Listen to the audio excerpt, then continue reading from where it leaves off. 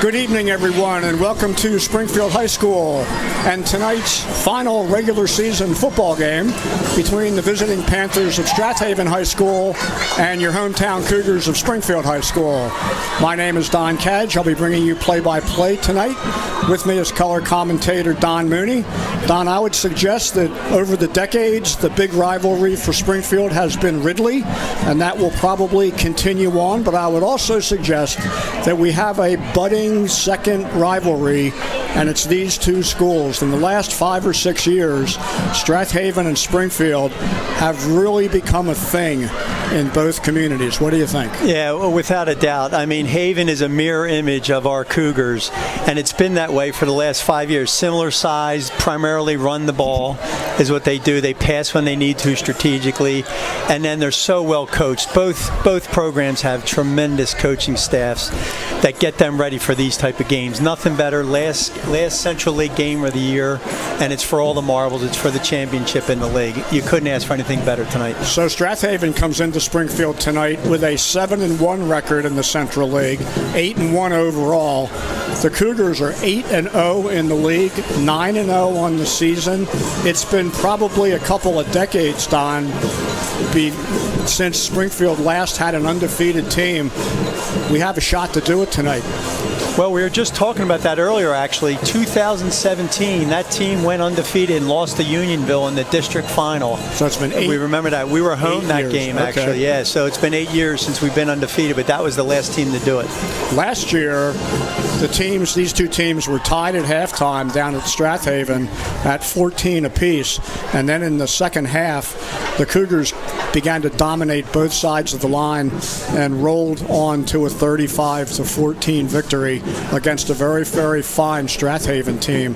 Last year, Haven had two outstanding tailbacks, Shane Green and James Fisher.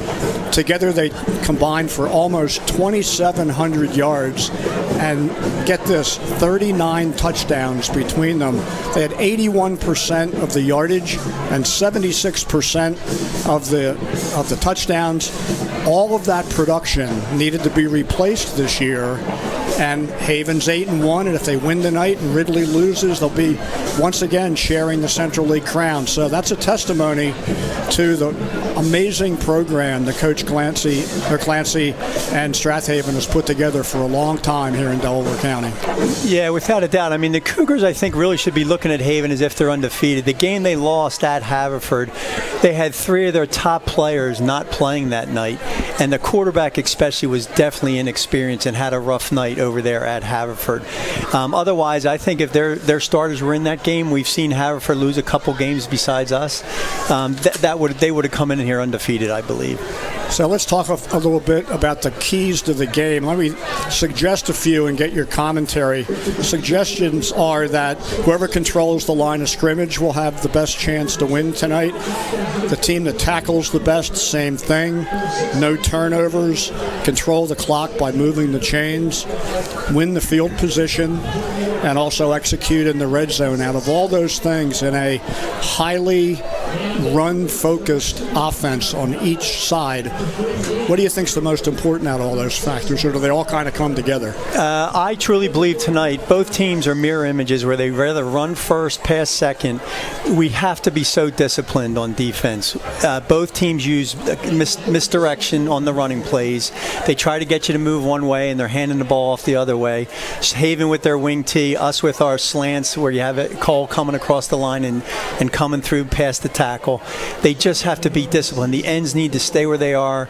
The linebackers have to be disciplined and making sure we're getting the tackles before somebody breaks through and gets a 20 or 30-yard carry. So the captains have met at midfield. Springfield won the toss and deferred. Springfield will be kicking from the trolley track side of the field, and Haven will be receiving. But at this point, we invite all of you to join us here at the high school in honoring America with the playing of our national anthem.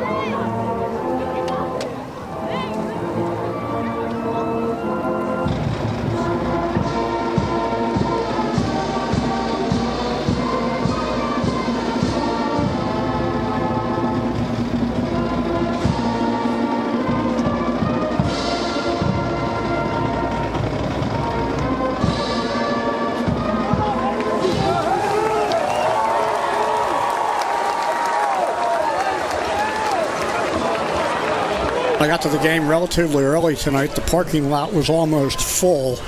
The home stands that we can see are packed, and I suspect the Haven side as well. We also have the amazing Strath Haven marching band to our left. So it's going to be a pretty noisy time here in the press box tonight. Yeah, and I think we're getting a treat. I think at halftime, the seniors were obviously honored before the game, both football, cheer, and band. The two bands are going to play together. And it's so cool to see Haven's band. They have great numbers. And then Springfield's been presenting a tremendous halftime show all year.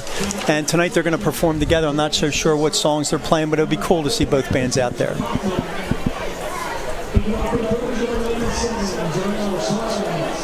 So we're getting ready for the kickoff. Deep for the Panthers is number 5, Casey Hudson.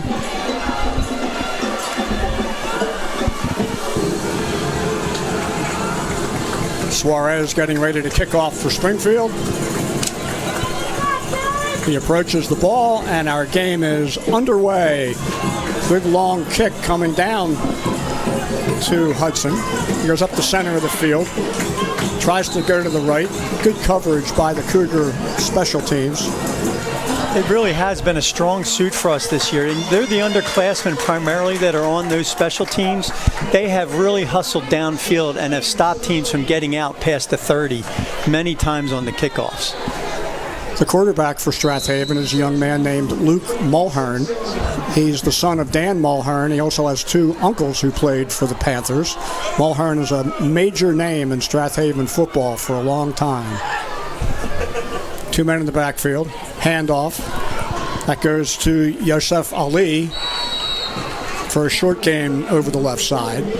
Ali is the speed guy on this offense. So, Don, Coach Clancy has been running the what is it called? The wing tee. The wing tee forever. And that is the key to that. You got to figure out who's going to get the ball and stay in your lanes. Is that what you mean by discipline? Yeah, the linebackers can't overcommit. They have to stay solid on there until they finally figure out who actually has the ball and then penetrate. Mulhern over center. Goes to the up back for another short gain. That time the ball was carried by number 35. That's Ryan Mudrick. He's a senior at Strath Haven High School. Now for the Cougars there, Alex McGinnis has made both tackles here. He's staying in his spot at middle linebacker he's at tonight, and he's made both of those tackles. So we talk about field position. Here's the first big play for both schools. It's 3rd down and a long 5 to go for the Panthers. Handoff around the right side. Cougars pursue. Good job taking down Casey Hudson on that play. So the Panthers go 3 and out. Hudson gets a little gimpy. That was Alex McGinnis again that came over all the way from the right side and made a tremendous tackle as the Haven back tried to jump over the top. Back to receive the punt for Springfield. On the near side, Mike Neville. On the far side, Luke Valerio. The punt is away. It's coming down to Neville. Fakes the handoff. Tries to cut up the middle. Good coverage by the Panthers. But Springfield will have decent field position to start their first drive tonight. Ball is placed down at the 38-yard line where it's first down 10 yards to go for Springfield. It looks like number 5 for Haven, their running back, Casey Hudson, is on the middle of the field there in pain. Yeah, he came up a little gimpy after that 3rd down play, and I wonder whether maybe he should have come off. I hope he's okay. That Strath Haven punter, by the way, is an offensive lineman named Chase Schuster. That was an okay punt. Kicking game could play a role in an anticipated, closely fought game like this. And there's a good example, too. Haven, their special teams did a tremendous job staying in their lanes and stop the Cougars from getting any return there. So while the injured player is tended to, let's talk about the Central League Championship possibilities here. Right now, the Cougars and the Green Raiders of Ridley are at the top of the standings. They're both 8-0 with Haven at 7-1. So the scenarios are multiple. If Springfield and Ridley both win tonight, they share the championship. If the Cougars win and Garnet Valley beats Ridley, Springfield wins the championship. If Ridley beats Garnet Valley and Haven defeats Springfield, then, well, if Ridley wins, they're going to have a share of it, and if we win, we're going to have a share of it. If Haven wins tonight and Garnet Valley beats Ridley, there could be a three-way tie. So similar to last year. Lots of possibilities tonight. So Springfield's first play coming up over center. Handoff up the middle. That was T.J. Valetti, that quick hitter. He gets about 2 yards on that pop up the middle. Ball's at the 40-yard line. We're at second down, 8 yards to go for Springfield. And this is really the Cougars setting Haven up here. You know what I mean? They probably expected one of the big quick backs to get the first play, but instead they give it to Valetti up the middle. Just get them thinking, get the linebackers thinking that the Cougars can run it through the middle. Single setback is Valetti. In motion goes Tanner Cole. He gets it. Cuts up the middle. Nice tackle by Cole Haley of the Panthers. It looked like Tanner Cole had some room, but all of a sudden Haley came from his linebacker spot and knocked him down. So similar to Haven, the Cougars now have third down, 5 yards to go. Don, you talked about mirror images. 2 plays, 5 yards, and a 3rd and 5 for both schools. Springfield was able to stop Haven. Let's see what the Panthers do with Springfield. So Luke Valerio's lined up behind T.J. Valetti. I formation. Back to pass goes Hopkins. Short pass brought in by Valetti. Tries to get to the corner. Reaches out. Let's see how much forward progress they give him. He's going to be short by a yard or less, it looks like. This is a first big decision to be made here by Coach Britt. Don, what do you think? 4th and 1 in your own territory. It looks like they're going for it. And just look at the confidence they have in the sophomore quarterback, Hopkins. Haven ran the ball 3 times, not choosing to pass at all. We go back to pass, and they throw a beautiful pass to Valetti. Almost got the first down. Same formation. Valetti in front of Valerio. Handoff. Valerio. He gets a little bit of forward progress. Let's see where they put it. This is going to be close. They're going to bring in the sticks. Well, Don, I would suggest that neither team is winning the line of scrimmage quite yet. Both defensive lines look pretty stout here in the first quarter. I mean, just incredible. This is how close this game's going to be. You're inches away here from a first down. Well, one of the keys to the game that we did not mention is winning the 4th down measurements by an inch or two, one way or the other. And they're going to pull them. Let's see what happens. This is going to be real close, it looks like. Stretched out. First down, Springfield. By the length of the football, Don. That's the first positive for the Cougars. Haven held on their possession, and then the Cougars get their first down. Keep the momentum moving forward.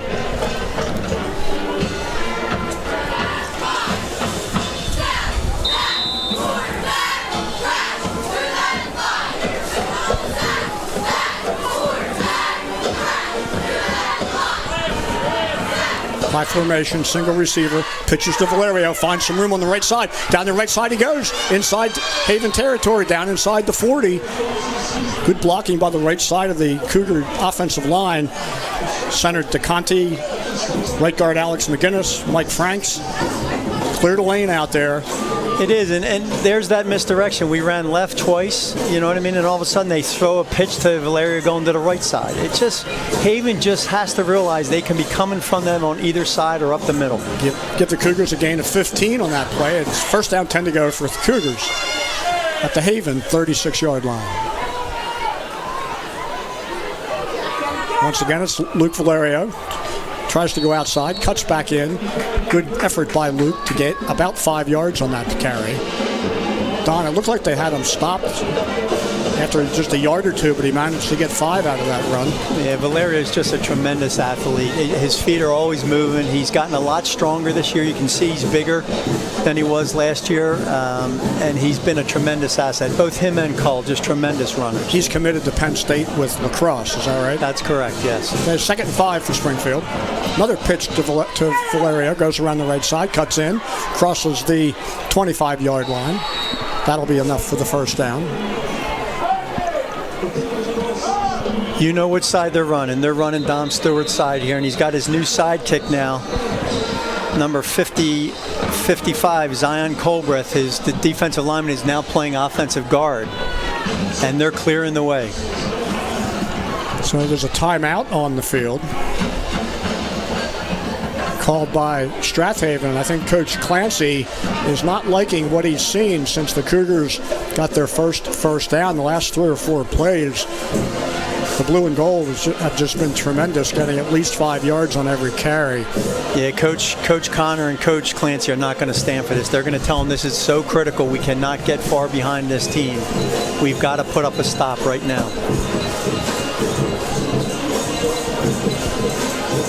So when play resumes, Springfield will have the ball at the Strath Haven 24-yard line. First down, 10 yards to go for the Cougars. So we have a field goal in the Garnet Valley Ridley game. The Jaguars take an early 3-0 lead. We have it live here on live stream on a device here in the press box. We'll keep you posted on that one. That was a tremendous defensive effort. Garnet had a first down inside the 5. This time Valerio goes over the left side. Gets a gain of about 2 down to the 22-yard line, where it'll be 2nd down, 8 yards to go for Springfield.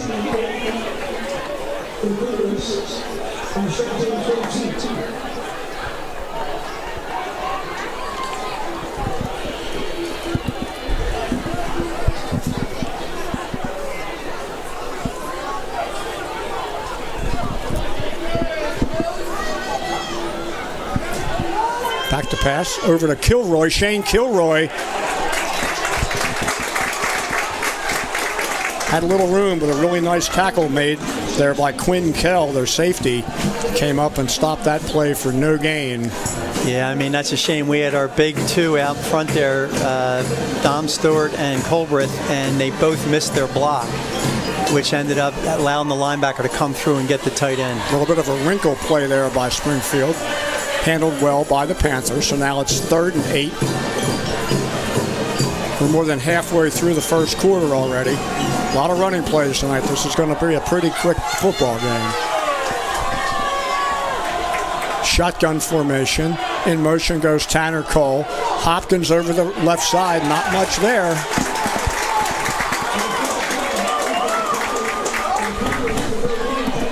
That was disciplined defense. They did not fall for that call coming through there on the jet sweep. And then Hopkins pushed on his one-on-one on his own, and he could not get through there. Gain of 2. It's 4th and a long 6 for Springfield. Let's take a shot to the end zone here.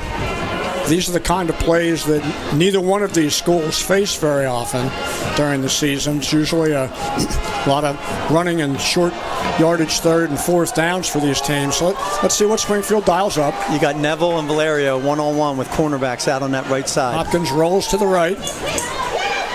Pass down into the corner is picked off by Haven.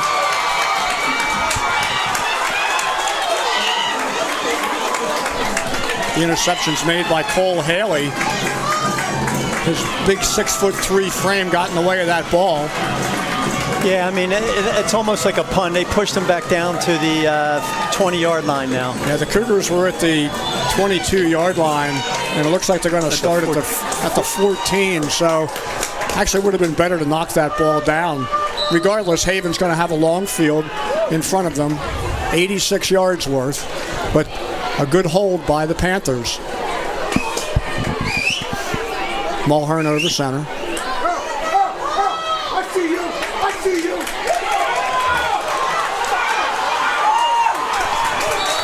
That handoff is to Ryan Mudrick.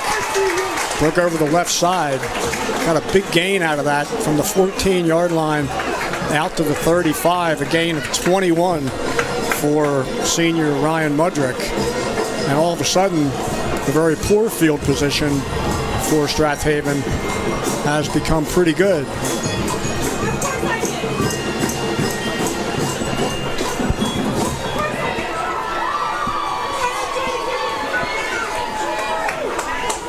Mulhern bark signals. Handoff over the left side, nothing doing there.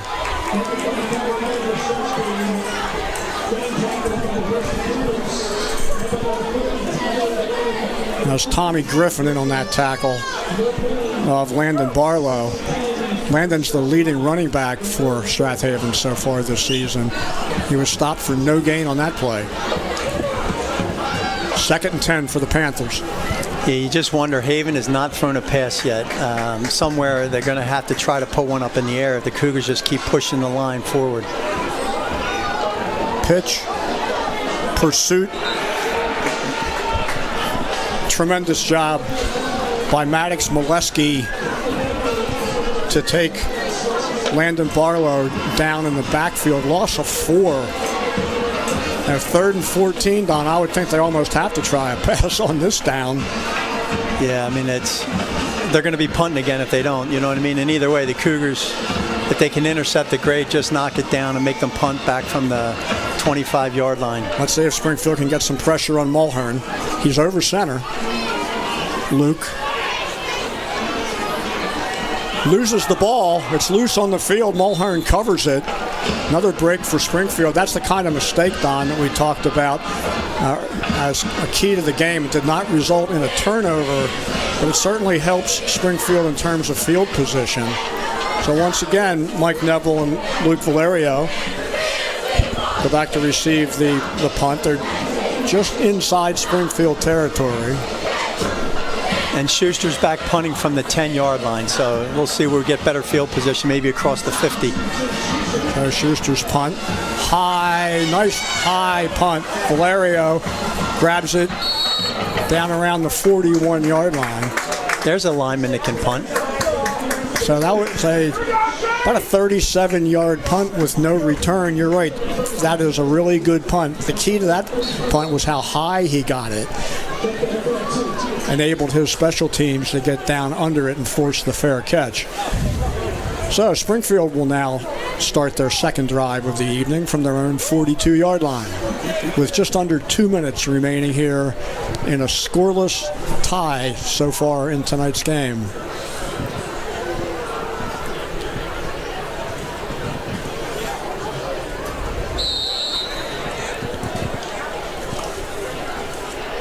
I'm sure offensive coordinator Delonzo is just saying, let's be patient, stick with our game plan. You know, we moved the ball on them. We just got stuck in that one drive. Just keep moving the ball. Counter to Cole. I think you saw some good coaching there, Don. There's no doubt in my mind that the Haven coaching staff have seen plenty of Tanner Cole plays like that where he gets into the secondary and sometimes takes it all the way to the house with his speed. The key is you got to get a body on him near the line of scrimmage, and that's exactly what the Panthers did on that play, held him for no gain. It'll be 2nd and 10 for the Cougars. Yeah, I mean, I think it's pretty much a draw here, the lines of scrimmage. You know, I mean, who's pushing who around. Short pass to Cole, knocked out of bounds around the 47-yard line. Give him a gain of about 5. Short out route there to Tanner Cole. But once again, they're going to put it down at the 46. So once again, Springfield's faced with a 3rd and 6. This is exactly what happened in the first drive. Springfield was able to barely get the first down. Eventually got down close to the red zone and were held without a score, held on downs on 4 downs. So it's 3rd and 6 from the 46.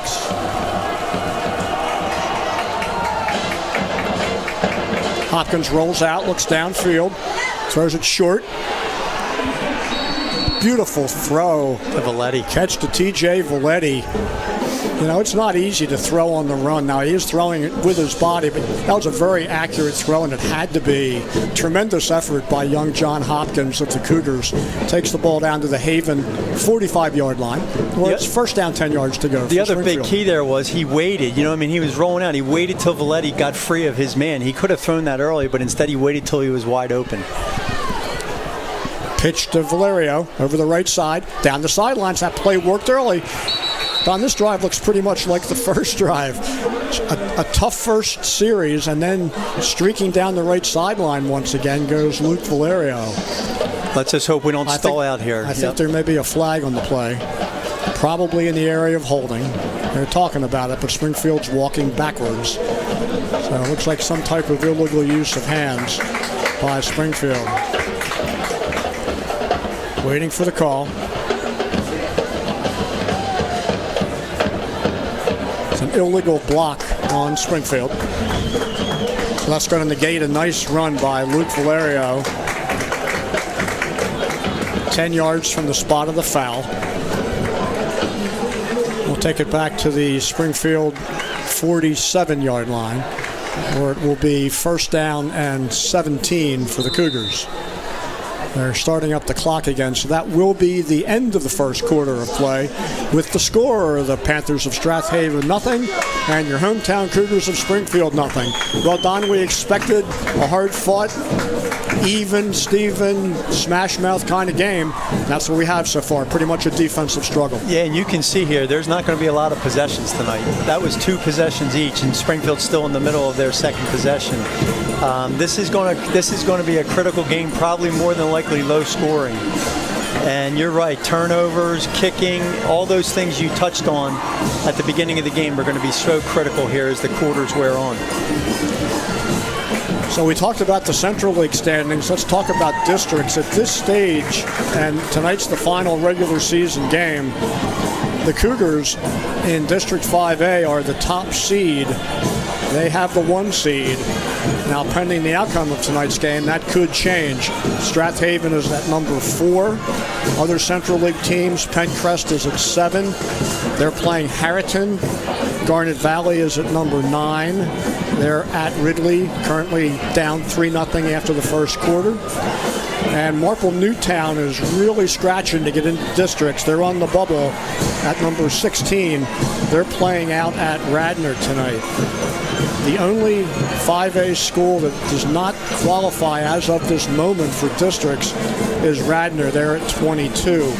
On the 6A side, the big school side, only Ridley at 8 and Haverford at 11 will qualify at this point. Lower Merion, Upper Darby, and Conestoga are at 22, 23, and 29, and only 16 teams in District 1 qualify for the playoffs. Back to pass goes Hopkins. Another out to Mike Neville. Gets a few extra yards. Nice play by Springfield. Got maybe half of the distance they needed. It was first and 18. They're going to give him a gain of about only 7. He must have stepped out of bounds.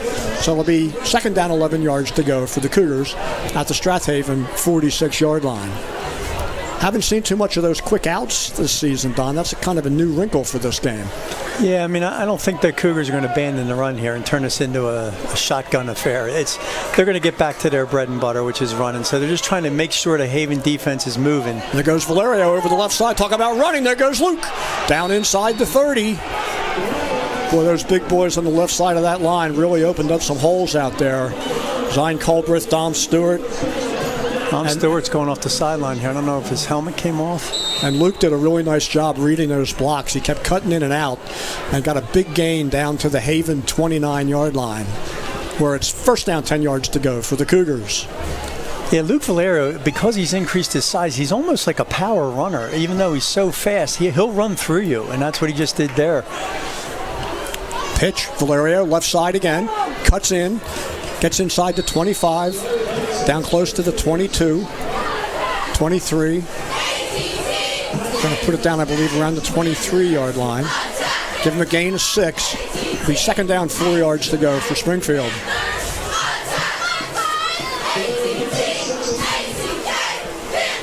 You're right, Don. There's so many ways that Springfield can hurt you. They can run right, they can run left, they can go up the middle, they can throw short. The quarterback is a decent runner. So it's 2nd and 4 for Springfield. Handoff up the middle this time. That was Tanner Cole. Cole gets just inside the 20, down near the first down marker. 4 down territory for sure here. They're going to put it on the 20, where it'll be 3rd down and a yard to go for the Cougars.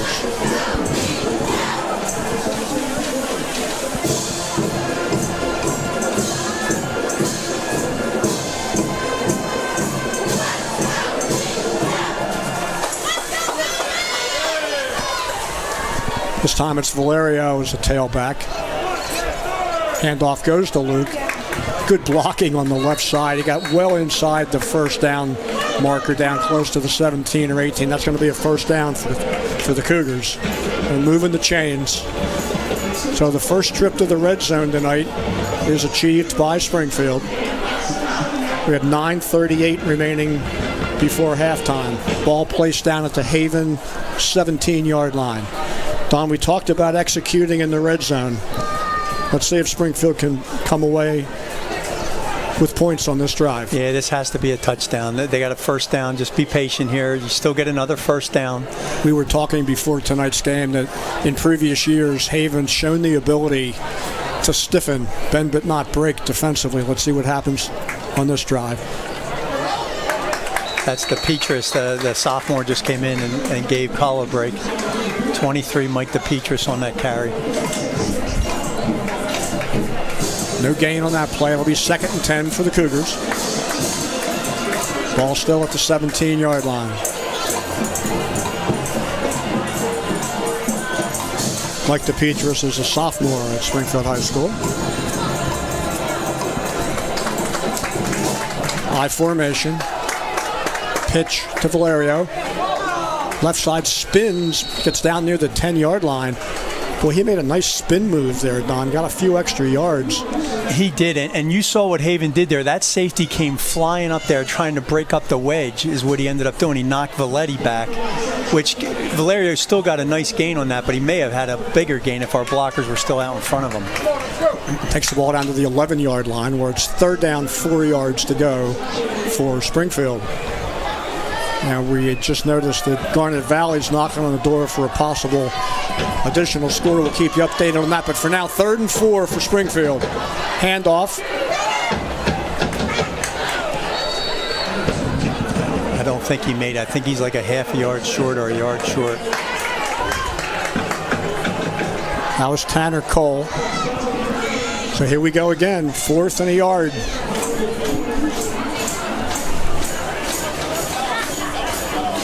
Fourth and a yard at the 8-yard line, 7-yard line. These are the plays that win or lose big games like this, Don. Let's see what the coaching staff dials up. Hopkins over center. Quarterback sneak, not much there. Hopkins keeps going. Springfield's trying to push him. I'm not sure he got the forward motion. We'll see. There was a moment there when he did get a little bit of yardage. We'll see where they place it. I'm not sure which guy calls this. The guy from the left came running in.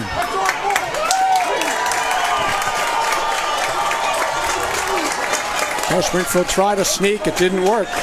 Sneak over the right side. And once again, Haven forces a turnover on downs. The first one happened at about the 22-yard line. This one at the 8-yard line. Yeah, when you need a yard, you know what I mean? You go with your big back. You had Valetti right there. They could have faked like a sweep to Valerio and have Valetti come blowing up the middle there. Tough one. So Haven takes over at their own 8-yard line. First down, 10 yards to go for the Panthers. So as we look, Garnett's inside the 5 for the 2nd time. It's 4th and 1 again.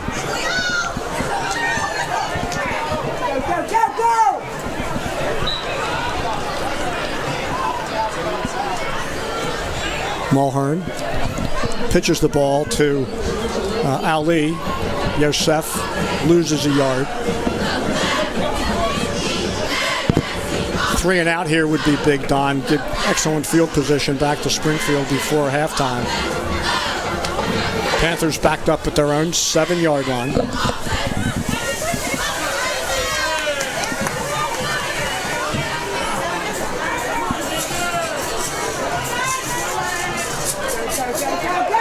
It's Ali again. This time he finds some room, cutting over to the right side. Gets it out near the 15-yard line. Big play here, big hold. This would be great, having them punt from the 10. That was a nice gain. They're giving them forward progress to the 16.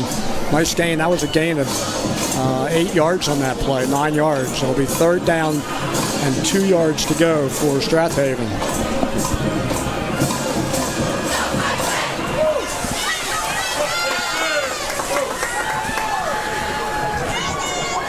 Ali's in the slot this time. Tailback. That was the senior, I believe, Ryan Mudrick. He gets plenty for the first down. Talk about their big back on a short yardage situation. That's exactly what Haven did, and it paid off for them. So they're out from under the shadow of their own goalpost. We're down to 5:34 before halftime. Sometimes you just got to use what got you here, you know what I mean? And just it's a test of lines. Who's stronger on the lines that get that 1 yard that you need? Now Haven at their own 22. Handoff over the right side. Big hole that time.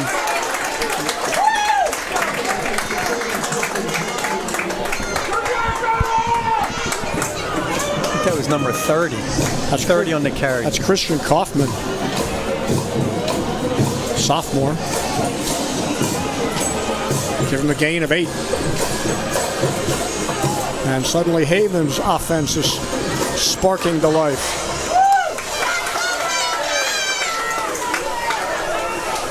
Mulhern. Handoff. Not much there, but the ball carrier breaks away. That was Mudrick again. That was all individual effort. He got hit behind the line of scrimmage, but kept the feet and legs going and ended up carrying the ball out near the 40-yard line. I think Haven's starting to feel some momentum, Don, in this drive. Yeah, they're pushing hard up front.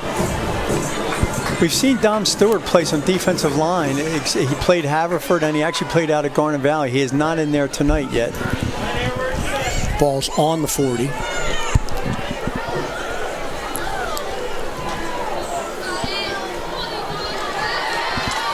Lots of gang tackling going on right now. That was Ali.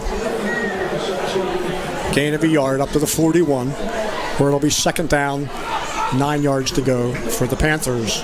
We're just inside 4 minutes remaining until halftime.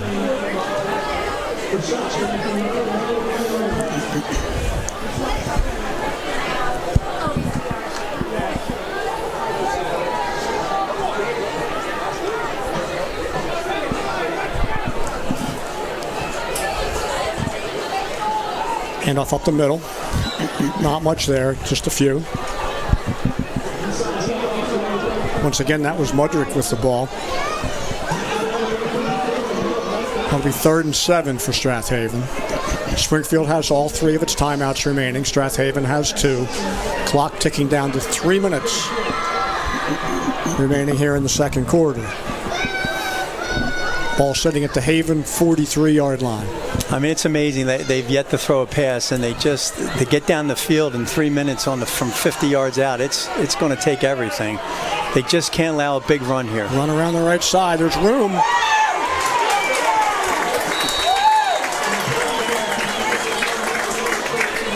Once again, Christian Kaufman with a nice run.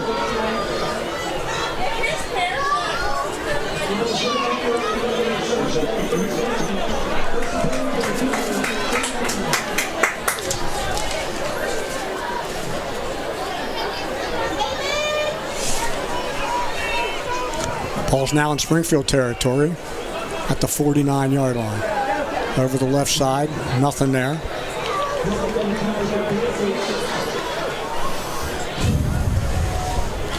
Now we're going to check at halftime, make sure that number 30 is indeed Christian Kaufman, because number 40 on our roster is Derek Bradley. He's played a lot for Haven this year. So we'll check that out just to make sure we have the right name. Make sure this document we have is correct. So it's 2nd and 8 for the Panthers.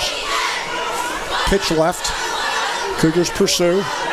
Ball carrier cuts inside the 45-yard line. That was Landon Barlow. Gets a gain of about 5. It'll be 3rd down, 3 yards to go. This is probably 4-down territory. And with 1:37 remaining till halftime, Haven calls its second timeout.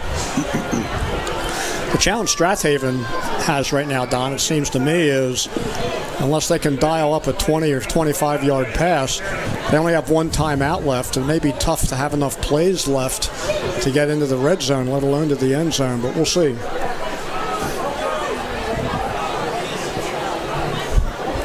Yeah, I mean, they still got to move the ball 30, 40 yards, 42 yards, and each play has got to be taken 20, 25 seconds. Looking at the Haven bench, Don, number 5 looks like he may be done for the game. That's Casey Hudson. Yeah. I'll tell you, that number 30 on our program is listed at 5'10", 155. Derek Bradley is 6'1", 183. He sure looks more like 6'1", 183 to me, Don. He really does. But we'll see. Anyway, as play resumes, the ball is on the Springfield 42-yard line. 3rd down, 3 yards to go for Strath Haven. Mulhern over center. Barking signals. Handoff up the middle. Gets it close to the down marker. Probably enough for the 1st down. Maybe not. Depends on the mark. Looks pretty close. Let's see if they give it to him. I don't think. No, they are. No, they're. Yeah, they are. First they put the 4 up. Now they put the 1 up. So it is a 1st down. And the clock will start.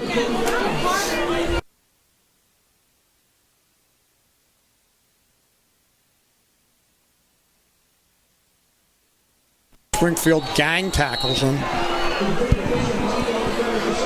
Good job by Springfield.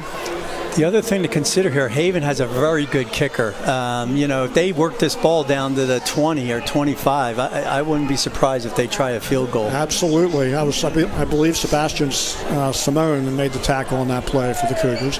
No gain. We're inside of a minute. Clock moving. 2nd and 10 for Haven. Back to pass down the field. There he is. Number 30. Gets it down inside the 5 and in for the touchdown. Well done. They've thrown 1 pass and they have 1 score. Credit to Strath Haven. Well executed play. Yeah, that's the discipline we talked about. Our number 10, Maddox, got caught up there and he was chasing him all the way down.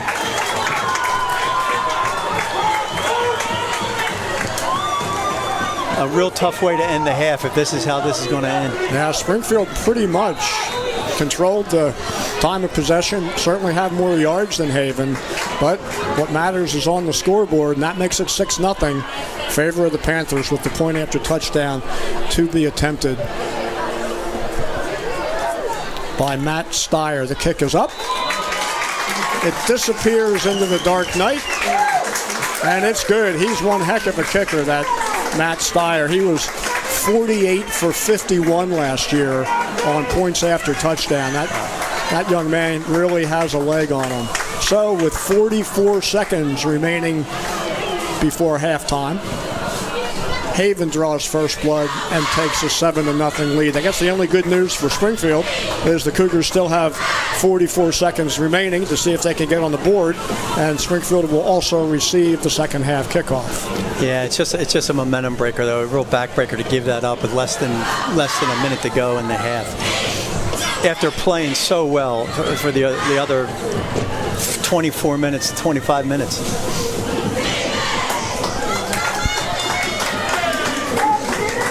So Mike Neville will be on the near side.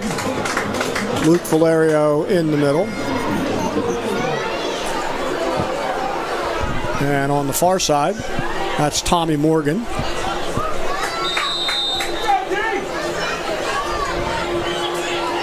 So let's see what Matt Steyer's kickoff leg looks like here. If they can get it to the goal line, the Cougars will get the ball on the 20-yard line. Here's it approaches the ball. The kick is away. It's deep and into the end zone. And that is a weapon when you have a high school kicker that can get the ball to the goal line. That was a line drive. Springfield had a chance to get a decent return, but the rule is once the ball crosses the goal line, it's a dead ball brought out to the 20. So nice job by Matt Steyer, kicker for Strath Haven. So Springfield has 3 timeouts and 80 yards to go. Let's see if the Cougars can deliver a little magic here. I guess, Don, in a game like this, you have to be a little careful not to get too far out over your skis. You don't want to make a mistake at this point. Let's see what Springfield dials up. Over center, John Hopkins. Around the left-hand side. Not much there. I believe that was Tanner Cole. It was. Trying to get Tanner out there in space. Haven, good coverage. No gain on the play, actually a loss of a yard back to the 19. And it looks like the Cougars have decided to let the clock run out here in the first half. By the way, everyone, Garnet Valley has taken a 10-0 lead over Ridley with 1:47 remaining in the half down on Morton Avenue. So that will be at the end of the first half here at Springfield with the score. The visiting Panthers of Strath Haven High School 7 and your hometown Cougars of Springfield 0. Well, Don, we talked about keys to the game. Cougars got it to the 22 and to the 8-yard line twice. Give Strath Haven credit. They stopped them cold twice. And then on one pass in the first half, Haven takes the lead 7-0. Very strange first half of football. Yeah, I mean, totally even match for 98% of the half, and then Haven just gets beyond our cornerback Maddox at the last play and gets that touchdown. Luckily, we get the ball to start the half, and I'm sure they're going to talk about it, how we try to be consistent here. So with that, we'll take about a 20-minute break, and we encourage all of you to come back in about 20 minutes for what will be absolutely a most exciting second half of Central League football action here from Springfield High School. We'll see you then.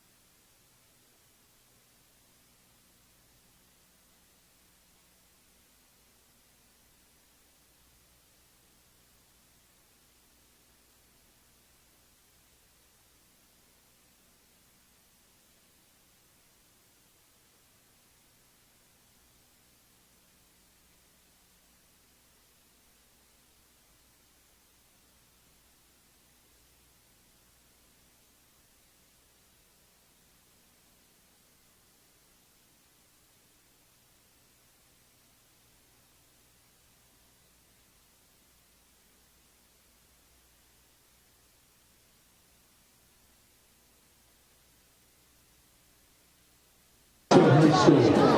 He was a fourth-year varsity member of the Springfield High School basketball team.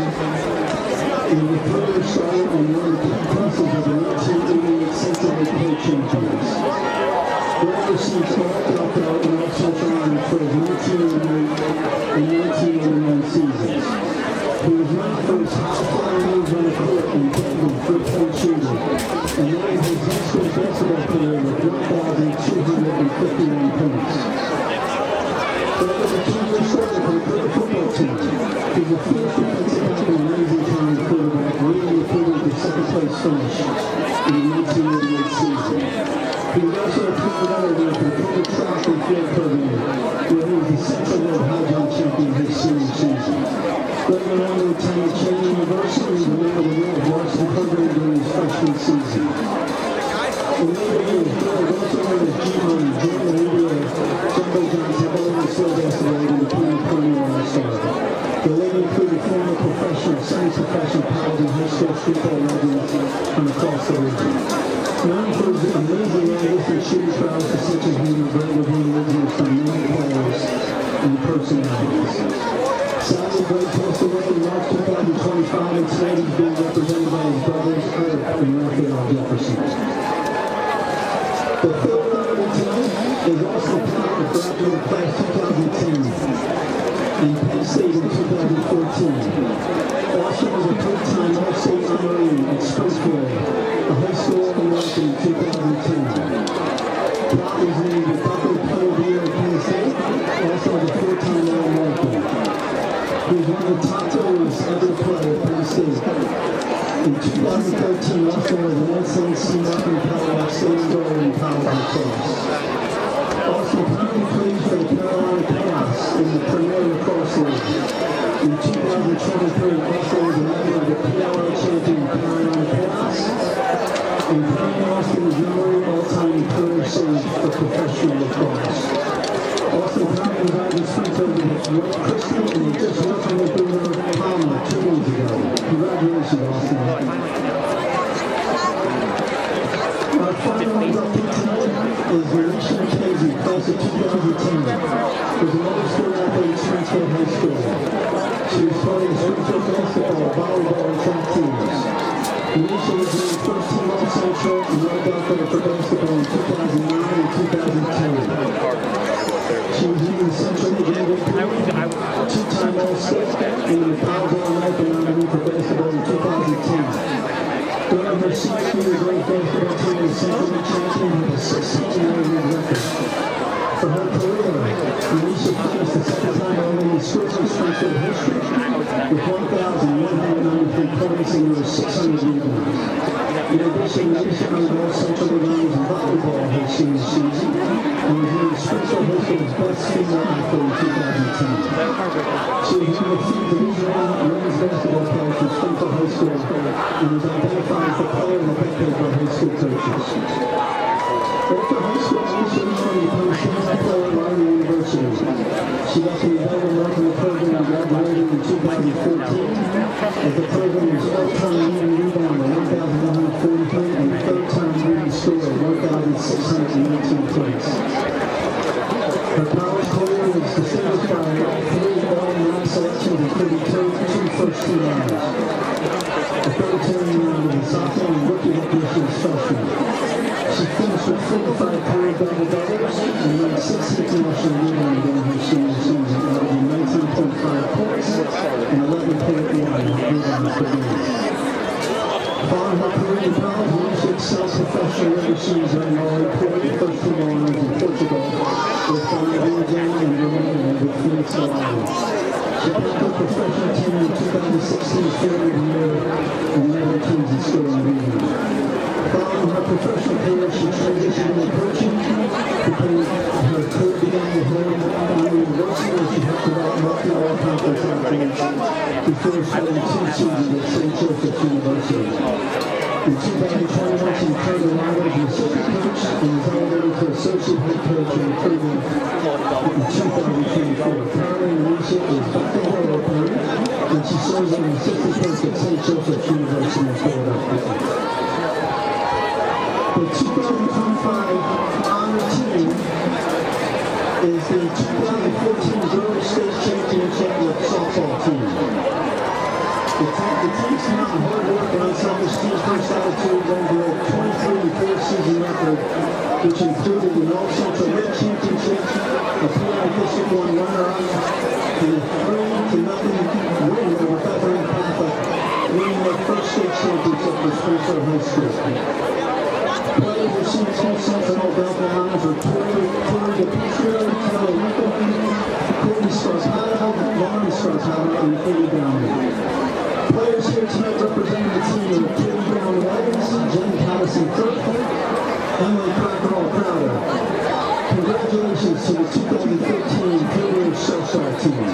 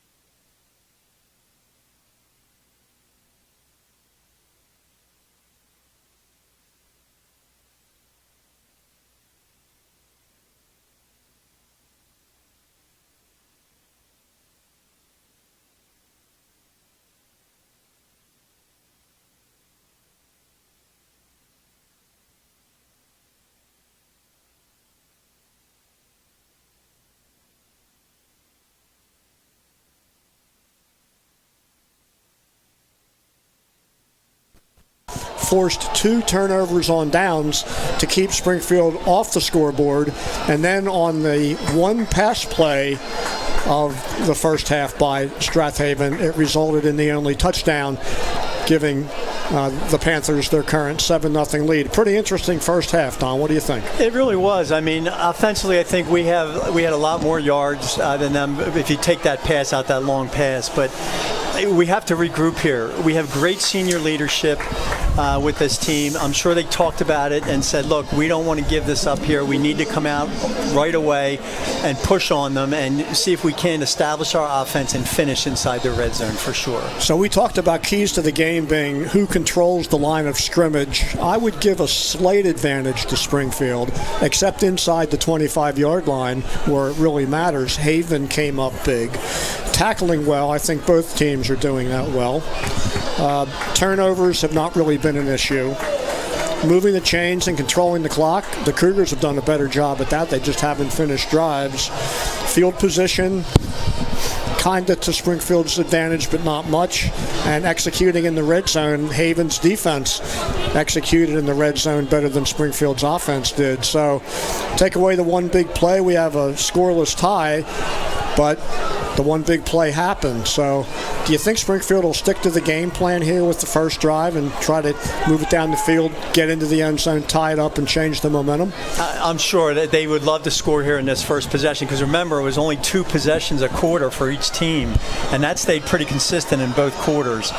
We're going to have to move the ball down the field here, and I don't think we're going to come in and throw 10 passes to do it. They're going to continue to run the ball with Valerio and Cole.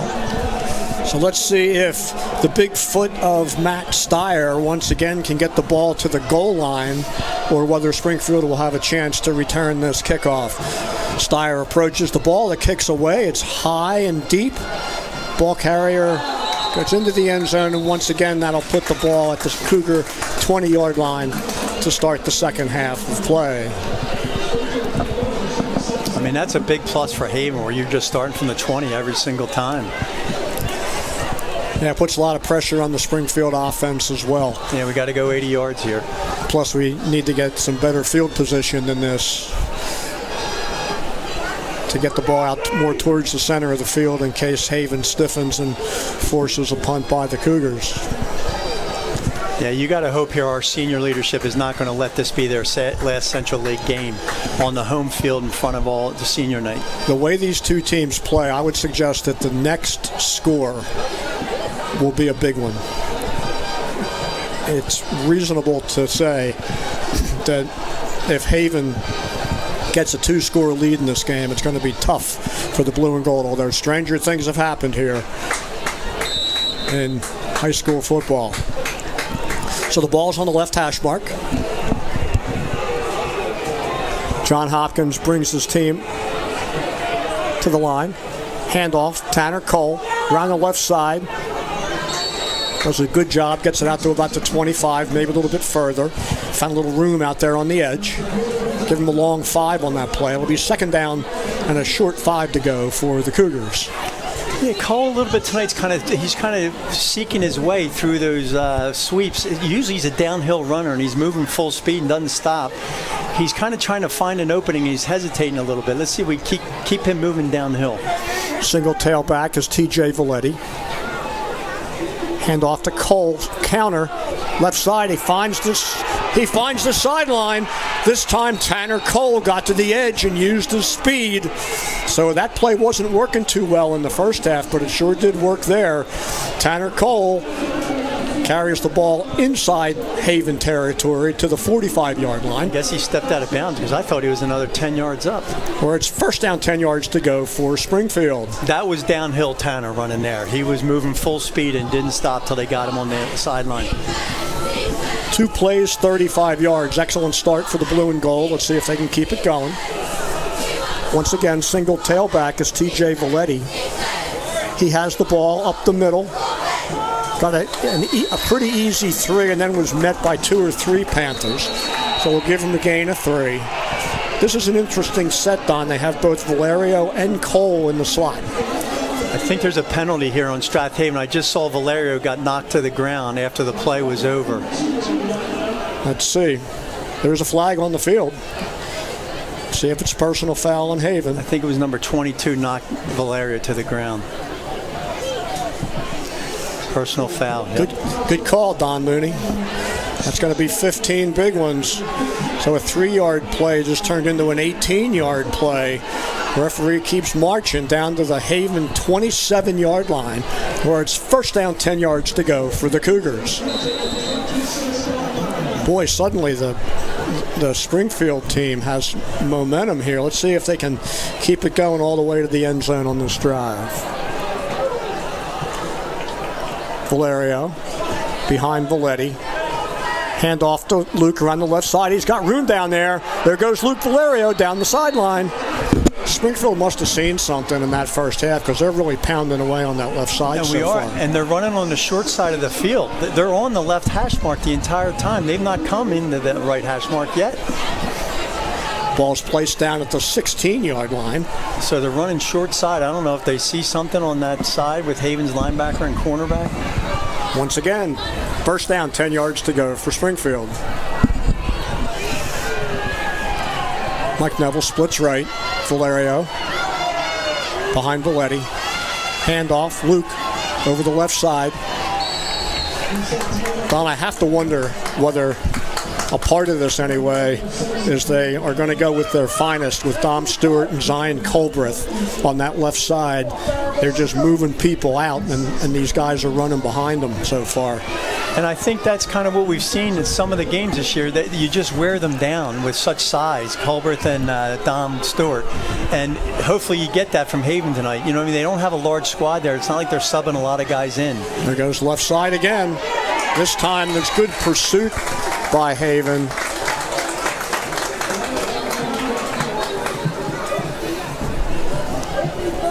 Nice job by Patrick Burke and Zach Milligan on that play. Ball carrier held to no gain, and suddenly Springfield faces a third down with 8 yards to go. He actually lost a yard on that play. Yeah, someone must have missed a block there. That linebacker came from the other side. So once again, Don, inside the 20, Haven is rising to the task so far. Hopkins over center, looks to pass, short pass out into the flat. Really nice defensive play by Quinn Kell, the safety for Haven. Give Springfield a gain of 3 on the play. It'll bring up a 4th and 5 from the Strath Haven 11-yard line. Can Strath Haven stop Springfield for a third time inside the 25-yard line? We'll see. I'm not sure if 5 yards. Looks like they're running here. This could be a pass.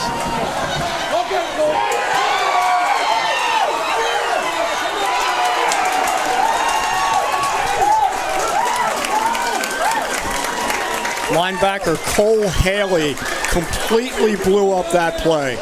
He was on John Hopkins the moment he took the ball. Now, Don, you got to give credit to this defense of Strath Haven. 3 times now, Springfield has threatened and been turned away. Good job by the silver and black defense. What a call by Coach Connor. To send that guy on an outright blitz right up the middle without hesitation. Just send him through between the center and the guard on the right side.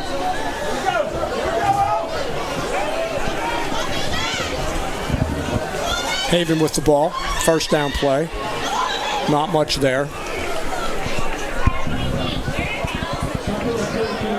Defense needs to stand up here. We need to hold them to a 4 and out here. Get them out.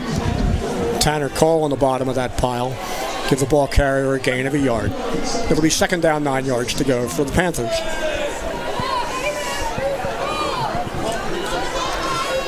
Ball sits at their own 16-yard line.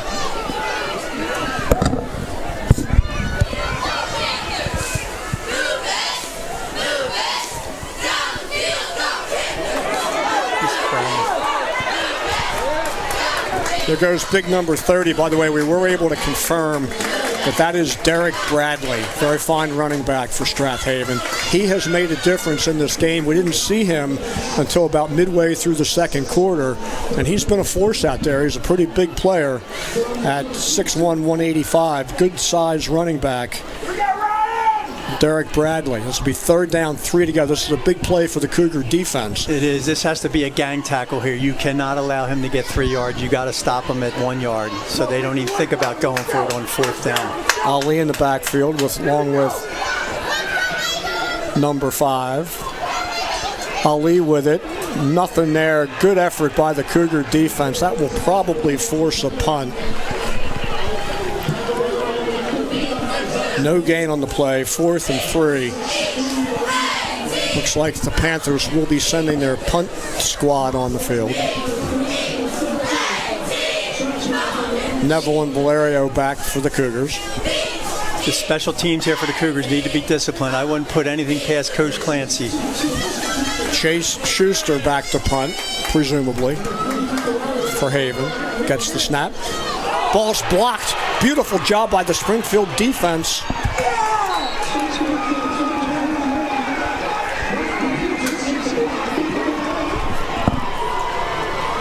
That was Mike DePietris making that play. Blocking the punt, giving Springfield excellent field position to start this drive at the Haven 30-yard line. Well, Don, the Cougars keep knocking on the door. Do you think they're ever going to get through it tonight? Red zone, we got to get in. That was exciting there. DePietris is going to be a name we're going to be calling in the future here. He's a tremendous athlete, and he's going to get a lot of prime time playing. High formation for Springfield. There goes John Hopkins around the right side, cuts inside, breaks a tackle, breaks 2 tackles. Hopkins down inside the 20. Cougars into the red zone yet again, down to about the 18-yard line. Nice 12-yard run by Hopkins. He showed his running ability on that play, Don, especially breaking that first tackle. Yeah, he's been a tremendous surprise this year for the Cougars. And John's only a sophomore at the high school. Both these teams have a very young squad, so next year should be a lot of fun again. High formation for the Cougars, 1st and 10 at the 18. Up the middle goes Valerio. There's a hole over the right side. Crosses the 15, gets it down to the 13. Not a very favorable spot for the blue and gold on that one, but they put it at the 13 for a gain of 5. And I mean, there's that play, 4th and 1, when we were down there in the 7. That's a better play there behind Dom Stewart and pushing hard. Ball to 13, 2nd and 5 for Springfield. These kids have to be really determined to get this ball into the end zone. Pitch right, Valerio cuts inside, dives down inside the 10, or close to the 10.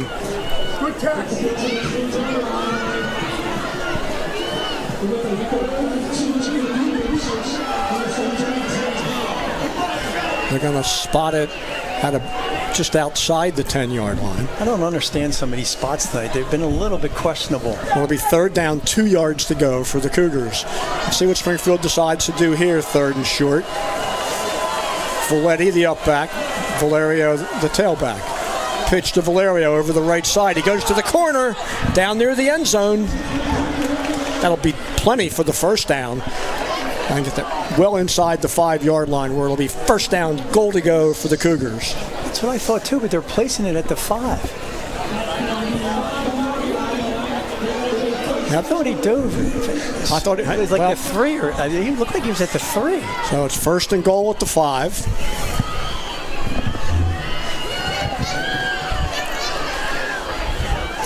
This is so interesting. We ran left on that first drive. Now we're running right. Yeah, 3 or 4 times in a row. You're right. High formation. Cougars bread and butter. Luke up the middle. Gets 2 or 3 more. Plows down to about the 2. They actually had this, it looks like, at the 1. You're right. He got 4 yards on that play. It's 2nd and goal at the 1-yard line. Let's see where Springfield goes on this one.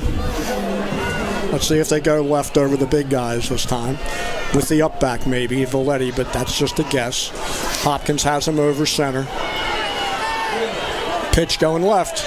There goes Valetti. He's in for the touchdown. So with 3 minutes, 23 seconds remaining here in the third quarter, Springfield gets its first points of the night and narrows the gap to 7-6 with the point after touchdown to be attempted. Well, Don, these extra points have been somewhat of an adventure this year. Let's see how the Cougars execute on this one. We had Jackson DeConti, the center. The holder is Ryan Powers. And the kicker is Zarel Suarez. The snap, the hold, the kick is up, and the kick is good. So with 3:23 to go on an outstanding, relatively short drive after the blocked punt, Springfield ties the game at 7. Now, Don, we have a football game here. So what made that difference was that sophomore with that block punt, DePetris, gave us tremendous field position on that second drive, which probably gave us confidence and huge momentum. Now we need to keep it up. Defense needs to stand tall again here with 3 minutes, 3:23 to go in the quarter. So we should let everybody know that there will be a home playoff game next Friday night here at Springfield at 7 o'clock against an opponent to be determined. There are a number of possibilities, Don, in terms of where we will end up seated and therefore who we will play. A lot of games tonight will determine the final 16 teams in district playoffs, but we will have a home game here at Springfield next Friday night. Kickoff by Suarez, high, deep, back inside the 10. Ball carrier has it. Good coverage by the Cougars. Ball carrier keeps fighting. That was Bradley, number 30. That Derek Bradley, he is one tough runner. He got the ball out almost to the 30-yard line, where it'll be first down, 10 yards to go for the Panthers. Now, Don, in a way, we have a 15-minute game now. 3 minutes here in the third, and then the final 12. Have an injured player on the field. Unfortunately, it looks like it might be Derek Bradley, the ball carrier. Well, that could be a loss for the Panthers. That's two of their running backs. Second running back, yeah. But you touched on the start of the game. They had a committee, right? It was a four-back committee. I found 5 different names in box scores and in stories of Haven football so far this season. 4 of them are juniors, by the way. First down play. Handoff. Goes to Barlow. That's a short gain of about 2 over the right side. Springfield's done a nice job slowing down Landon Barlow tonight. He's been their leading running back so far this season. Gain of 2 will make it 2nd and 8. So, Don, their first pass play ended up with a touchdown. Do you think maybe Coach Clancy will open it up just a little bit more than one throw tonight, given their success? Well, let's just hope we don't get sucked in on it if that's what happens. Handoff around the left side. Great tackle down by the ankles. Number 23, DePetris, the sophomore, stepping up here. Boy, that was a nice tackle. We talked about tackling being an important factor in this game. He just held onto that ankle until his friends could come and finish the job. Give him a loss of about 6 on that play. It's 3rd and 14 for the Panthers. This could be your pass play right here. Big play for both teams.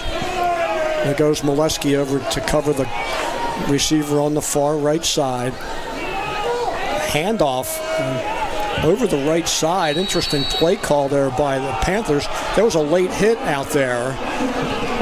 Referee just watched it. Nothing called. Boy, Finn Delaney got knocked down well after the whistle on that play, but no flags.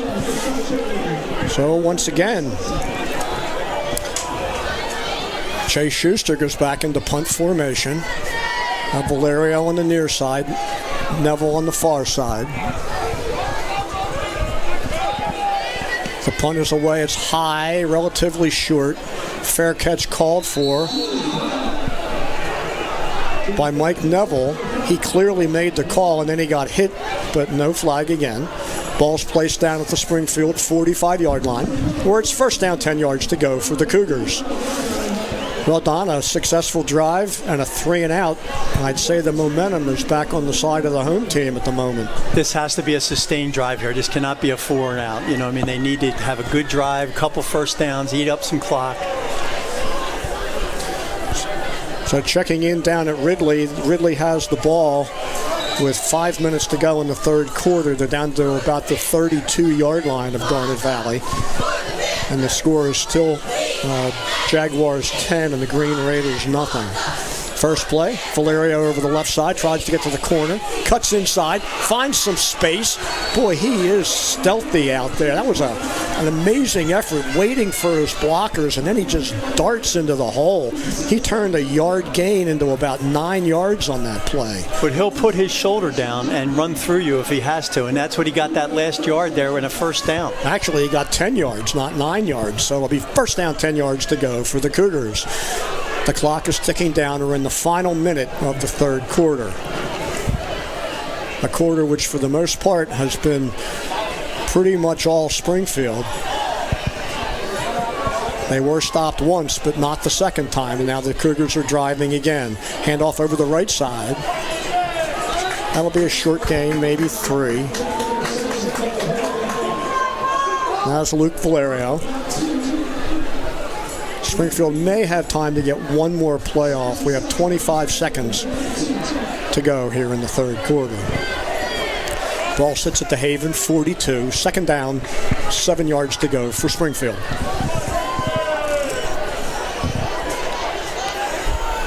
Single setback. Cole on the counter. Tries to get to the corner. Good pursuit by Haven on that play. That was number 7, Cole Haley again. Yeah, Cole Haley just and staying Jalen at home and making that play. Jalen Starr. Some of their secondary players got into that tackle. Looks like Haven's starting to cheat a little bit, bringing up those secondary guys to try to get into the backfield. Maybe that tight end post play here. You fake the run and go back, play action. So that's the end of the third quarter of play with the score of the visiting Panthers of Strath Haven 7 and your hometown Cougars of Springfield 7. Now, Don, it doesn't get much more exciting than this. 7-7 in a game where the Cougars have a chance to have an undefeated season. Springfield with the ball right near midfield. 1 quarter of football left in the regular season. What a game. But even for Haven, this is a huge game. This gets them a Central League title. How many have they had over the last 20 under Clancy's tutelage? Yep, they're going to need help from Garnet Valley. And we're looking at the Ridley game right now. Looks like the Green Raiders are down, about the 13-yard line, knocking at the door late in the third quarter. So Garnet Valley currently leads that game 10-0.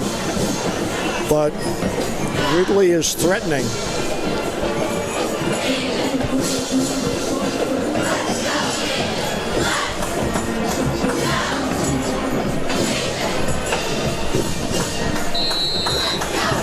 So as play resumes, the Cougars are on the Strath Haven 42-yard line.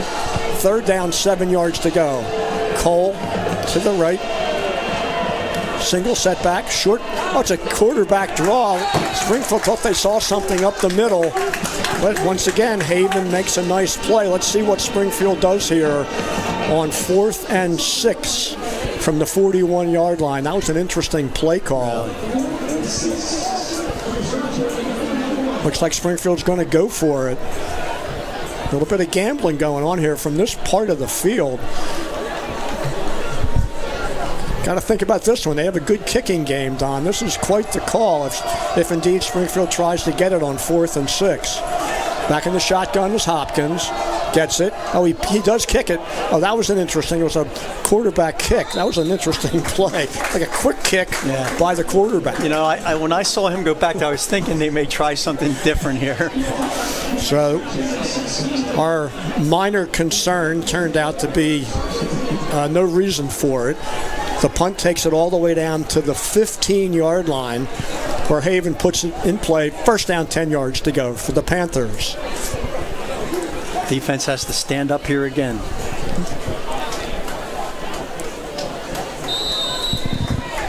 Here comes Ryan Mudrick on the field for the Panthers. Keep our eyes on Derek Bradley, number 30, see if he's in the game. Although he came out, I'm not sure whether he fielded that punt. Oh, he did? That was okay. him who fielded the punt. Well, that's good. I'm glad he's over there in the left wing. Glad to hear that. Handoff over the left side. Hardly any room on that play. Once again, Springfield stops Landon Barlow for no gain. Panthers having very limited success up the center of the field tonight. It's 2nd down 10 for Haven.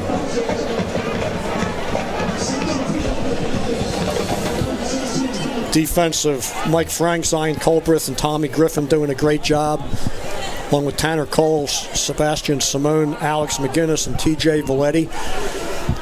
Excellent game so far defensively. There's around the right side, breaks a tackle, and excellent play by Springfield. By guess who? Yep.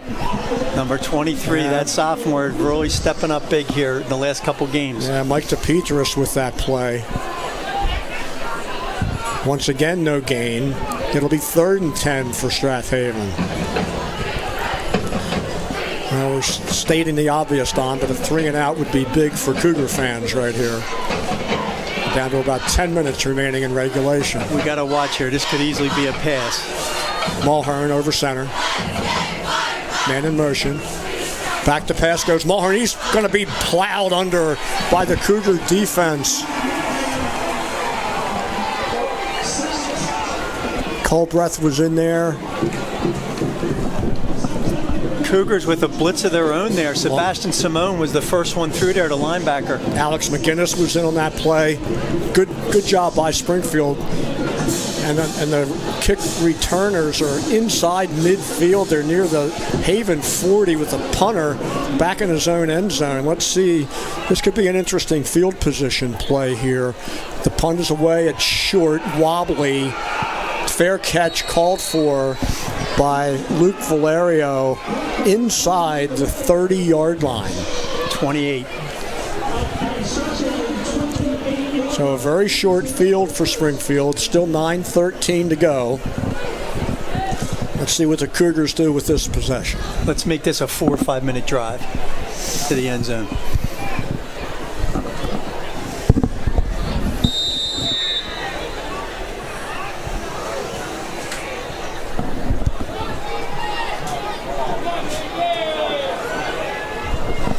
Valerio behind Valetti. Pitch to Luke. To the 30, to the 25.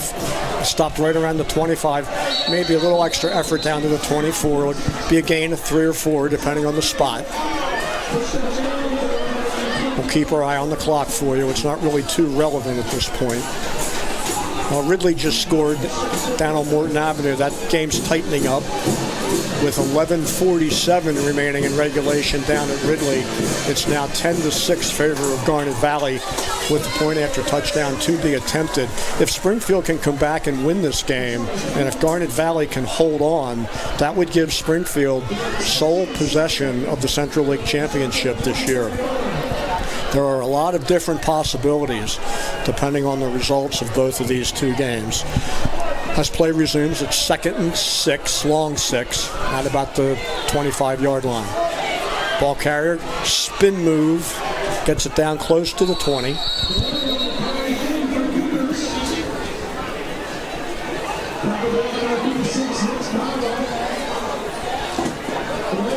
That's Luke Valerio, a nice run, 5 yards down to the 20.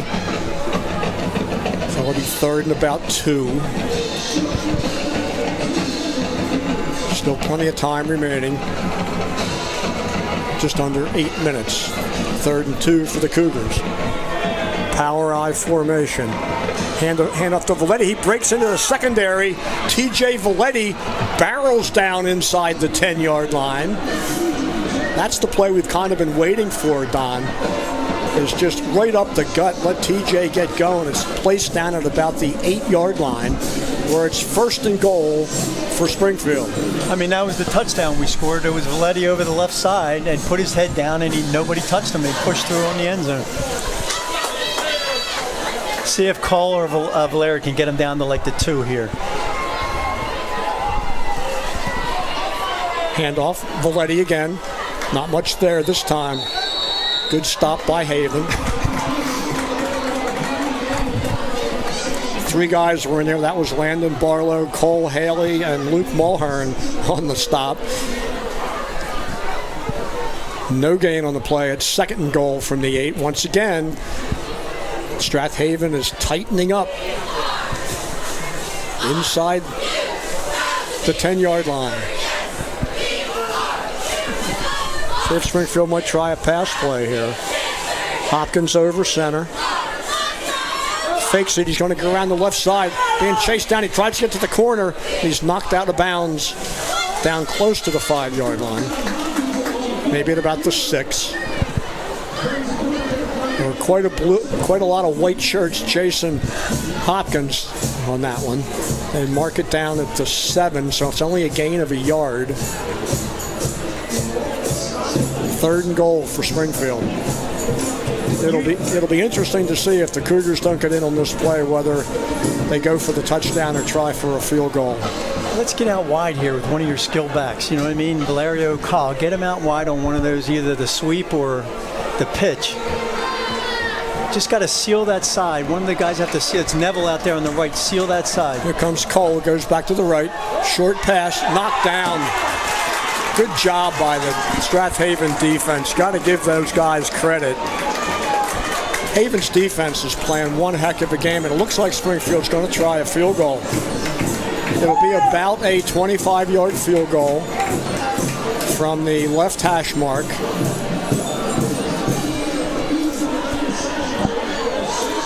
Ball's at the 7, so see if the Cougars can execute. It's just a little bit more than an extra point. Suarez certainly has the leg for it. Ryan Powers kneels down at the 14-yard line. This will be a 24-yard field goal attempt by Suarez. The snap, the hold, the kick. The kick is up, and the kick is good.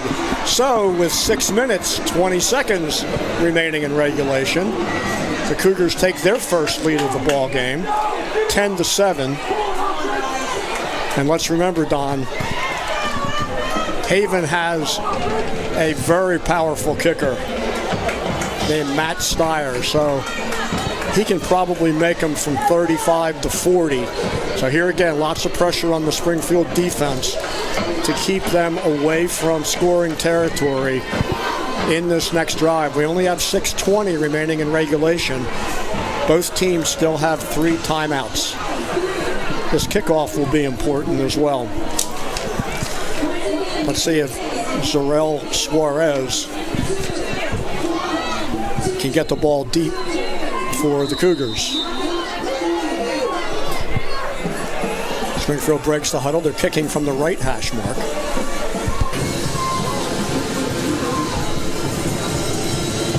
Suarez approaches the ball. The kick is away. It's high and deep. Taking it about the 5, over the left side. Not much there. Springfield's coverage teams have done a really fine job tonight. Molesky was in there, along with Jaden Ellison Stewart. Good job by the coverage teams. Ball's placed down at the Strath Haven, looks like the 22-yard line, where it'll be first down, 10 yards to go for Haven.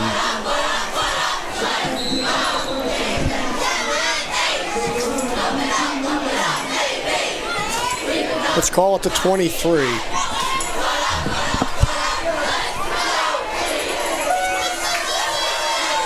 Handoff, cut back, crosses the 25 to the 26. Give him a gain of 3. It'll be second down, 7 yards to go for Haven.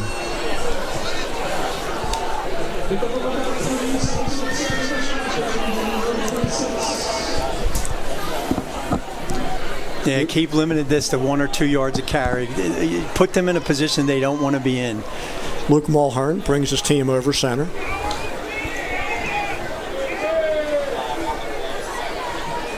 Hand off to Ali. Nothing there. 3rd and long. Make them 3rd and long. These are tough calls for them. Simone and Valerio in on that play. Boy, I'll tell you, sophomore Sebastian Simone, he's been a tremendous revelation this year. He is one fine linebacker. Springfield has always had good linebacking crews, are very well coached by one of the best linebackers in Springfield football history, Adam Crowder. Now it's 3rd and 7 for Haven. Man in motion. Back to pass goes Mulhern. Chase is on. Ball's wobbling and falls to the ground. TJ Valetti did not let him get that pass off. Big TJ had his arms up in the air trying to block his line of sight as well. Excellent defensive effort by Springfield. So in comes the punter. This will be Chase Schuster.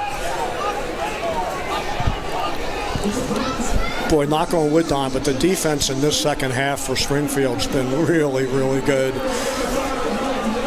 Neville and Valerio at their own 41-yard line awaiting this punt. The kick is away. It's a little short. It's going to go out of bounds. They're going to mark it inside the 50. On the Haven side of the 50-yard line. So Springfield will put the ball in play at the Strath Haven 48-yard line. First down, 10 yards to go for the Cougars. So Haven has 3 timeouts. I'm sure they're not going to let Cougars rattle off 2 straight first downs here on the run, so they're going to have to start being smart about it. If the Cougars get a first down and start thinking about using some of those timeouts. Springfield just needs to keep moving the chains at this point. We talked about the importance of moving the chains in this game. If Springfield can move the chains a few times, the clock's going to run pretty far down. We're at 4:47 as this drive begins. First play is nothing for TJ Valetti. Oh, Garnet Valley just scored again down in Ridley. It's 16-7 favor of the Jaguars. Wow. And there's still 8 minutes to go in that game, but it's now a 2-possession lead for Garnet Valley. So 2nd and 10 for Springfield. Cougars have not seen too many of these, especially here in the second half. So from this field position, this is an opportunity for Haven's defense to once again come up big. Hopkins over center. Pitch. Over the right side. Cuts inside. Gets down inside the 40. Just an outstanding run by Luke Valerio. Boy, that's a big play. Gets 9 yards on that carry, making it 3rd and 1. He probably gained 3 yards running backwards on that. Just pushing his legs, using his strength. Just football instinct. You're right, moving down the field. 3rd and 1. We have 3:37 remaining in regulation, and the clock is moving. Don't get cute here. Go to our strength. The goal here is to move the chains on 3rd and 1 if you're a Cougar fan. Left side, over the middle, first down. Down near the 35-yard line. Clock continues to move. A little bit surprised that Coach Clancy's not stopping the clock quite yet. Clock ticking down towards 3 minutes. Springfield at the Haven 36-yard line. First down, 10 yards to go for the Cougars.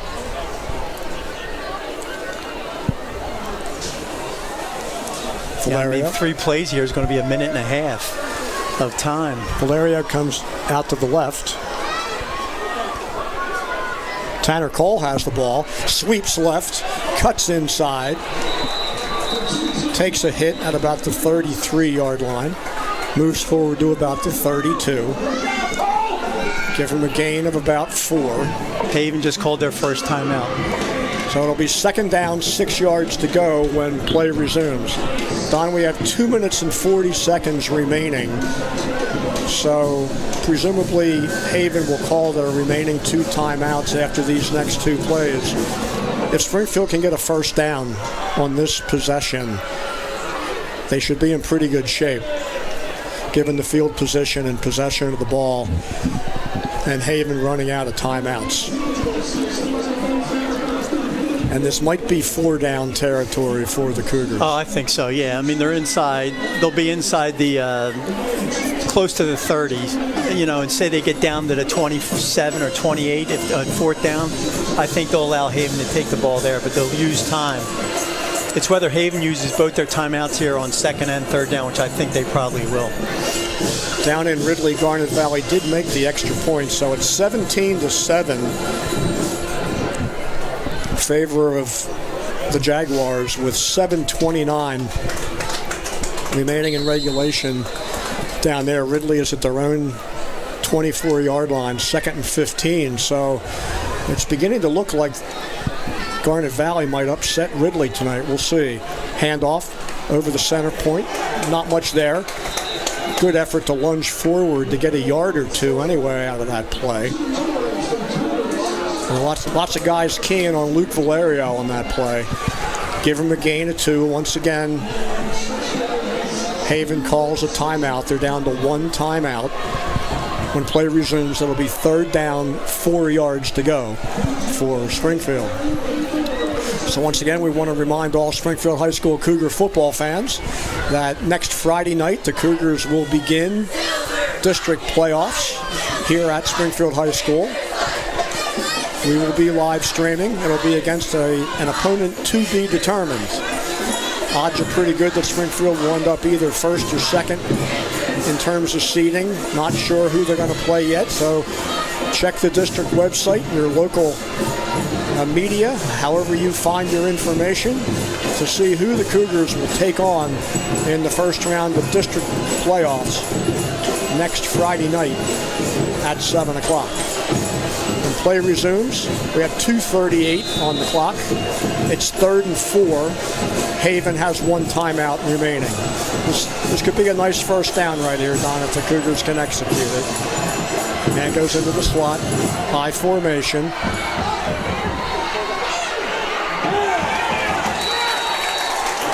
He was actually thrown a little forward on that tackle. He came real close to breaking that tackle. So give Luke Valerio a gain of about 2. Now they're only going to give him a yard on that. They're going to put the ball down at the 29-yard line. It'll be 4th down, 3 yards to go. And I'll say it again, Don, Haven has a really, really fine field goal kicker. So if they can get the ball back even without any timeouts and execute a few plays, they can get in field goal position. Well, we can make this academic here if we get a first down. This is probably a game-winning play. If Springfield can execute this first down, Haven is out of timeouts. There's only 2:27 to go. Springfield can run 3 plays. The clock will run completely between them. May not run the clock completely out, but it'll be almost no time left. But it all is predicated on whether Springfield can get this first down. So do you put the ball in the hands of the sophomore quarterback with a pass, or do you run one of your backs and just make sure you seal the edge? They got to run this ball outside and seal the edge and see if they can't get free on a sweep. So I hate to say this is the play of the game, but I think this might be the play of the game. Let's see. 4th and 3. Pitch left. He's doing what you wanted. Cuts inside, and he dives for the first down. Tremendous cutback by Springfield's unbelievable tailback. What a job by Luke Valerio on that play. A tremendous game. They had him stopped on that play until he cut back, and he knew where he had to get to. That's why he dove to get to the yard marker. So the clock is now running. We are at the 2-minute mark.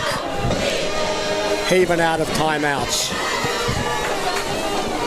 So we'll keep our eyes on the clock here.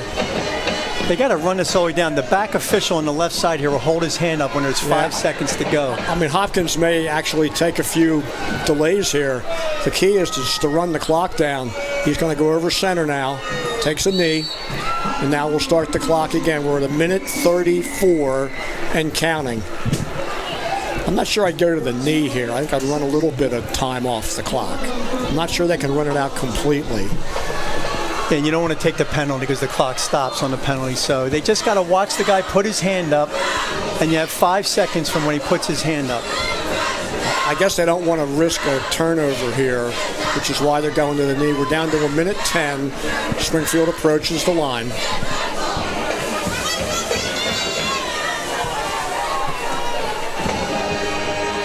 So we're now down inside of a minute. We're at 58-57. Hopkins goes to the knee. We're at 50 seconds. So it'll be about, what, Don, about 25 seconds to go the next time. And that should be it. There's, I think, 30 seconds between each play. Well, oh, you're right. You're right. Yeah. Okay. Yep. Coaching staff obviously did the math. You're right. Two more. And Coach Britton's a math coach, so he's got it. Math teacher, he's got it. There you go. So one more kneel down, the clock will run out. You're right, it'll be fourth down now. We're at 18 seconds. So Springfield Cougar fans out there, the Springfield High School 2025 football team ends the season undefeated with a come-from-behind 10-7 victory over the always tough Panthers of Strath Haven High School. The buzzer goes, the teams exchanging handshakes. What a game and what a season, Mr. Mooney. I mean, this team has been resilient the entire year. They relied on their senior leadership, and the coaching staff did a tremendous job getting them ready week after week.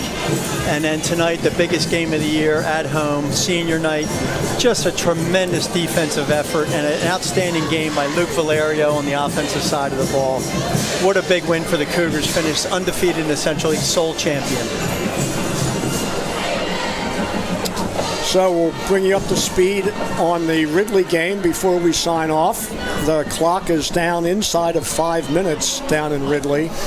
There's actually only 4:29 remaining in that game. Garnet Valley has the ball and a 17-7 lead.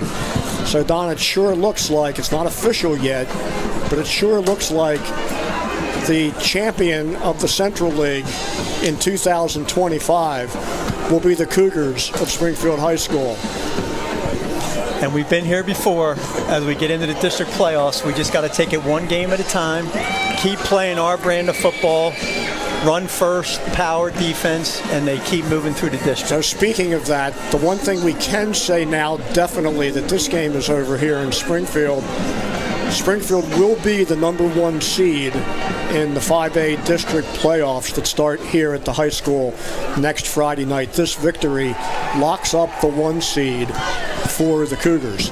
So Springfield next Friday night will play the 16 seed from District 1 at the 5A level. So Don, do you have any final comments before we sign off? No, just a tremendous season for the Cougars, their 2025 season. So happy for the seniors. These kids have been playing since freshman Call, Valerio, Dom Stewart. Just so happy for them that they could come out with a Central League championship undefeated at home in front of their home crowd. Big gold out by the student body. It was just a great effort all around, and kudos to the coaching staff to get them ready tonight and do a tremendous job. So speaking of those seniors, Don, let me give you a couple of numbers here. In the last 3 seasons, the 11 seniors on the Springfield High School football team overall have played 49 football games and won 41 of them. Springfield's gone 41-8 over the last 3 years. And in the Central League, the Cougars, for these seniors, have gone 25-3 in Central League play. So congratulations to our seniors on senior night. Congratulations to the coaching staff and the entire team. What a game, what a year, and off to districts we go next Friday night. So with that, it's a wrap. Once again, the final score from Springfield High School. In comeback fashion, your hometown Cougars of Springfield 10, the visiting Panthers of Strath Haven High School 7. On behalf of color commentator Don Mooney, my name is Don Cadge. It's been our pleasure to bring you tonight's game. We thank you for watching, and let's go Cougars.